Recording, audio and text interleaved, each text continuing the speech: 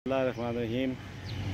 नाज़रीन ये देखें, ये नाला रही है, इसमें गंद है, सारे गटरों का पानी जो है ना पूरी रावलपिंडी का, इसके अंदर इस्लामाबाद से जितना गंदा पानी इसमें आ रहा है। लेकिन यहाँ के लोग, यहाँ के मकीन जो वालिदैन हैं, उनको ये ख्याल नहीं है, अपने बच्चों को इतना फ्री छोड़ा हो कि वो इस गंदे पानी में नहा रहे हैं। और ये बीमारियों, ये ज़बरदस्त गंदा पानी उससे बीमारियों का सबब बनेगा और ये बच्चे बीमार होंगे। पता नहीं कौन कौन सी, खुदा न खास्ता अल्लाह ना करे, इनको बीमारी भी लग सकती है।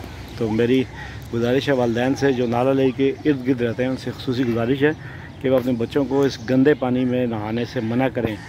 प्लीज़ आपसे मुदवाना गुजारिश है। एक तो कोरोना वायरस है, सफाई का वैसे ख्याल रखना है, लेकिन ये बच्चों को गंदे पानी से नहला कर तो किस सफाई का फिर हम बात करेंगे। बड़ी मुश्किल हो जाता है। बच्चों को ख्याल करें, इनकी ज़िंदगी को महफूज बनाने के लिए बराए मेहरबानी तमाम वालिदैन जो नाला ले के इर्द गिर्द राइश पजीर हैं, बच्चों को इस गंद में जाने से बाज रखें। बहुत शुक्रिया।